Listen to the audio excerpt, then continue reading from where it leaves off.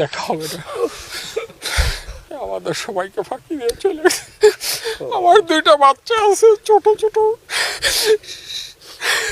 সেই দুইটা বাচ্চাই দিয়ে হয়ে গেল। মাহিন চৌধুরী আমার ওয়াইফ, আপনাদের বগলা গাড়ির মেয়ে। এখন কালকের ঘটনাটা এরকম হয়েছে, খুবই দুঃখজনক ঘটনা। মানে এটা হলো আনএক্সপেক্টেড একটা জিনিস। অনেক বছর যাবতীয় মাইলস্টোন স্কুল অ্যান্ড কলেজে চাকরি করে, সেই সুবাদে প্রায় 17 বছর।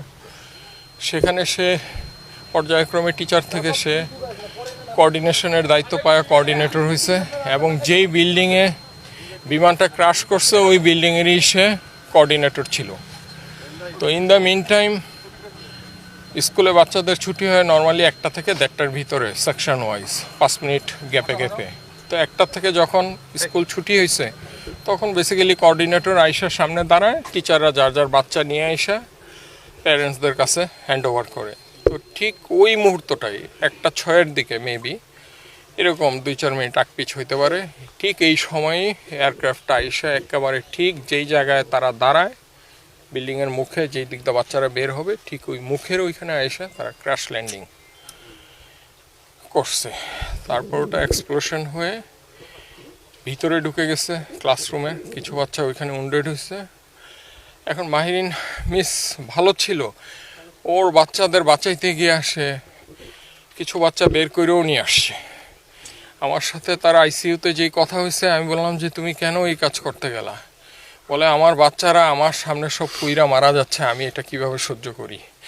আমি সর্বোচ্চ চেষ্টা করছি বাচ্চাদের, কিছু বাচ্চা বের করছি, আরও কিছু বাচ্চা বের করতে গেছি, এমন সময় এক্সপ্লোশন আরও জোরে হয়ে আমি আর কিচ্ছু জানি না।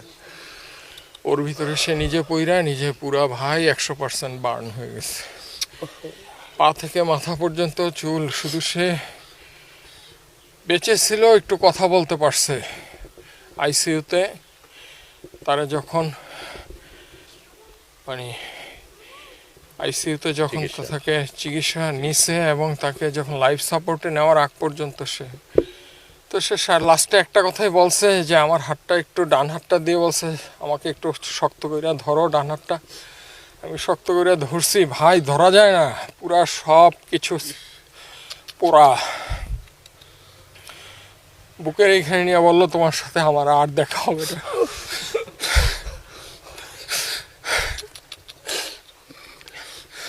এরপরে ভাই ভেন্টিলেশনে নিয়ে যায়।